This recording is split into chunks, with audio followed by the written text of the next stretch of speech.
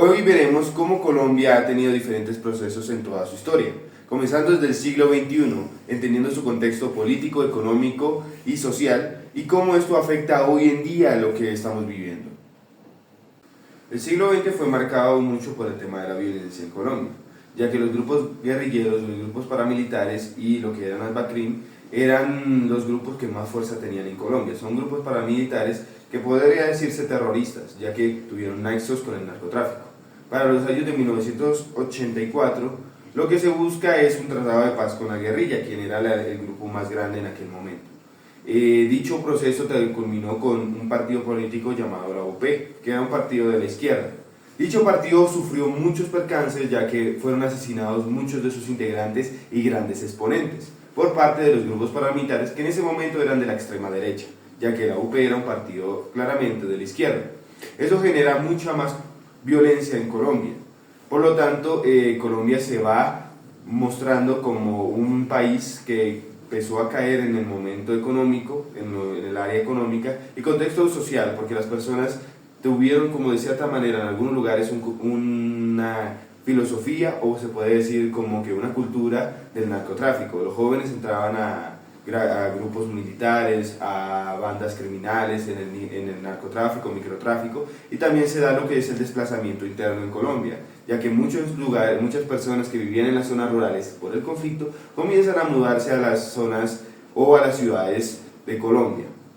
Dicho esto, sucede y culmina toda esta ola de violencia, o desata esta ola de violencia, el tema del asesinato de uno de los candidatos presidenciales más importantes que ha tenido Colombia, que es Carlos Galán. Dicho asesinato lo que genera es movimientos sociales en las personas de querer un cambio, de rechazar totalmente lo que era la violencia en Colombia y el conflicto que había entre los paramilitares, lo que era el Estado colombiano y lo que eran las guerrillas en aquel momento. El movimiento más importante y que hoy ha sido vigente el día de hoy, sus resultados, fue el tema de la séptima papeleta, un movimiento estudiantil el cual buscaba hacerle una reforma a la Constitución de ese entonces. Tras eso, ese movimiento tuvo tanto auge porque la gente en las elecciones de lo que fue Cámara de Representantes, el Senado, lo que fueron los gobernadores, introducieron esa papeleta que no era oficial, pero fue un mensaje para ese entonces de querer un cambio, lo cual fue impulsado por el presidente en aquel entonces, César Gaviria, creando hoy lo que tenemos vigente como la Constitución del 91, lo cual fue una constitución que a ciencia cierta ha sido una de las mejores que ha tenido Colombia, ya que ha dado representación y ha dado voz a las minorías en Colombia y buscando la manera de tener una justicia más igual entre toda la sociedad. En Colombia comienza lo que se conoce como el Plan Colombia.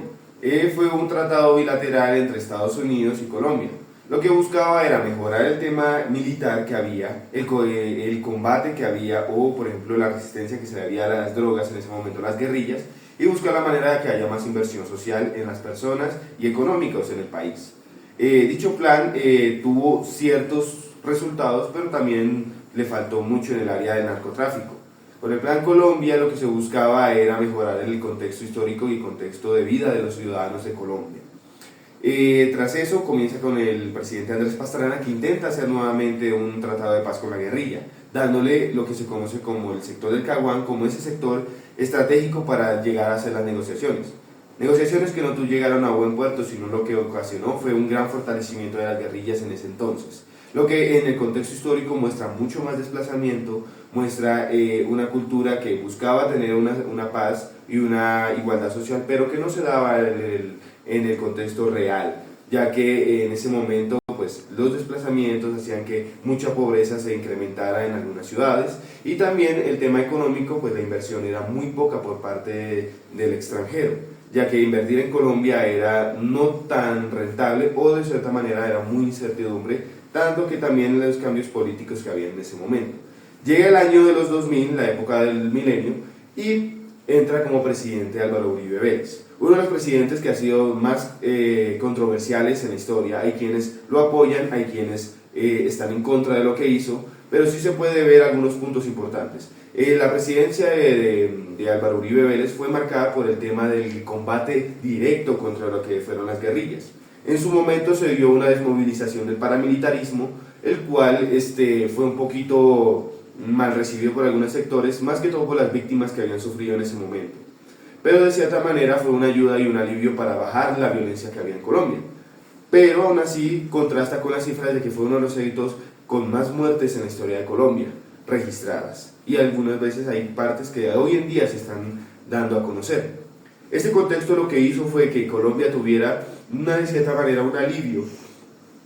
aunque algunos dicen que el precio fue muy caro, ese alivio para que Colombia pudiera entrar, en Colombia pudiera entrar la inversión extranjera.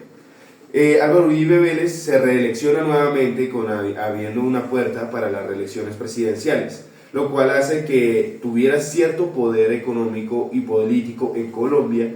y además de poder combatir directamente con la guerrilla, reduciéndola a la mitad, ya que de 16.000 efectivos habían 8.000, ya que había una estrategia de una guerra directa, pero también quienes se querían movilizar tenían ciertos beneficios.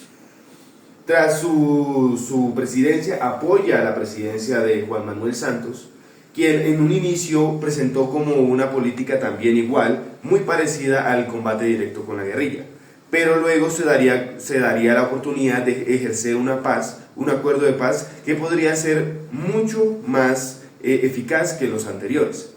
Eso genera de cierta manera una división entre el expresidente Álvaro Uribe Vélez, quien tuvo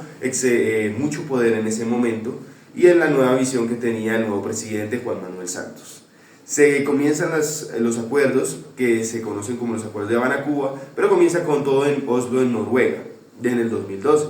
Estos acuerdos duran por lo general como unos 4 años y se culminan en el año del 2016. Este acuerdo histórico fue algo que marcó un antes y un después en la historia colombiana, ya que este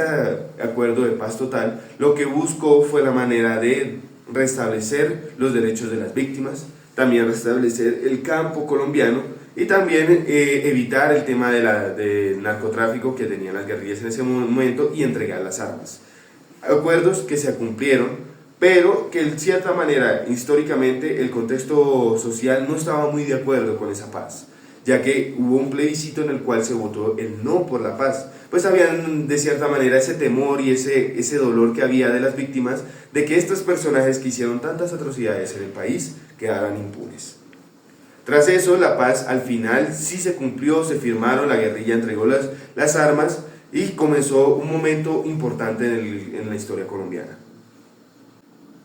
Tras el acuerdo de paz, el presidente Juan Manuel Santos fue elegido 2 veces, ya que para terminar esta paz tenía que hacer un segundo periodo en el cual ganó, pero al terminar su presidencia cerró esta puerta para la reelección en Colombia de los presidentes. El acuerdo de paz se fue envuelto en muchas formas, o varios sectores querían obstruirlo, querían acabarlo, ya que decían que no era verídico y no era legítimo por las personas. Lo que buscaron fue inculpar a muchos de los cabecillas de la guerrilla, mostrando que el acuerdo de paz no había sido funcional y que estas personas seguían haciendo lo mismo. Dentro de los ejemplos fue una persecución que se le hizo a Jesús Santrich y a Iván Márquez, los cuales eran cabecillas de las FARC en ese momento, que eran del lado más radical. Estos, al ver la persecución que hacen, deciden salirse del acuerdo de paz y crear lo que hoy se conoce como la Segunda Marquetalia, que luego de su muerte, tras las capturas y asesinatos que tuvieron, serían comandadas por lo que hoy se conoce como Iván Mordisco y alias Calarcá, que hoy en día nos están afectando, pero hablaremos de eso más adelante. Luego de las elecciones que hubieron después de Juan Manuel Santos, comienza la presidencia de Iván Duque, quien fue un presidente marcado por un contexto muy difícil en aquel entonces, y no solamente en Colombia, sino a nivel mundial, dado por la pandemia que hubo tras el COVID-19, lo que generó en Colombia un problema económico, problema social y también un problema de seguridad, ya que en ese momento lo que fueron el Clan del Golfo y la guerrilla del ELN tuvieron mucho crecimiento, ya que el Estado no tenía herramientas para trabajar en pro de la seguridad, sino que estábamos enfocados en los rezagos que estaba dejando la pandemia, ya que toda la economía quedó parada en ese momento, no solo en Colombia, sino a nivel mundial.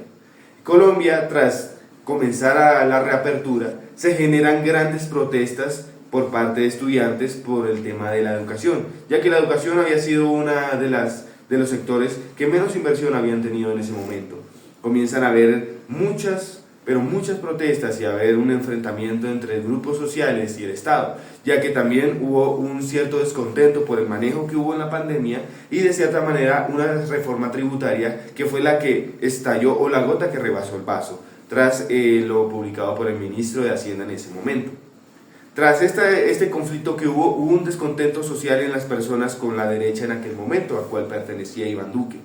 Y se da lo que primera vez en Colombia, dicen, es el primer presidente de izquierda, con la elección del presidente Gustavo Petro, hoy vigente.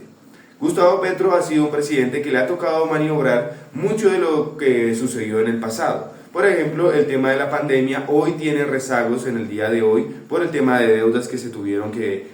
tener en ese momento para poder cubrir los gastos que había para la pandemia y poder mantener la economía y no hacer quebrar muchas empresas como pasó en otros países. Pero también eso generó dudas de que si eran necesarios sus créditos o si era necesario financiar muchas cosas de las cuales se financiaron antiguamente. Lo que hoy genera que Colombia tenga una gran deuda millonaria. Se ha buscado la manera de seguir pagándola y de cubrirla por completo. Hay quienes dicen que se ha cubierto, hay quienes dicen que lo que se realizó fue generar más deuda para pagar la deuda y lo que genera hoy que Colombia tenga una deuda histórica a nivel internacional. También se muestra que el día de hoy lo que ha sido el tema de seguridad ha afectado de gran manera, ya que las disidencias de las FARC se han incrementado en gran manera, y no solamente las disidencias, sino lo que se conoce hoy como el ELN, Ejército de Liberación Nacional, y el Clan del Golfo, han sido los que más poder han tenido en Colombia, lo que se teme que vuelva a tener un retroceso el país en temas de violencia. Económicamente ha sido una de las economías que más ha crecido. Claramente tras la caída que hubo en pandemia ha sido algo inherente o algo de inercia de la economía, también apoyado por ciertas políticas. Lo que se busca en Colombia es poder generar un contexto de paz y tranquilidad. Socialmente el país ahora mismo se encuentra muy polarizado, pues hay una gran división entre los que están a favor de la derecha y los que están a favor de la izquierda. Lo que va a pasar en las siguientes elecciones es que se mostrará al país cuál ha sido su decisión y que si el país está contento con los resultados de esta presidencia o si realmente decide cambiar y volcarse a otro horizonte.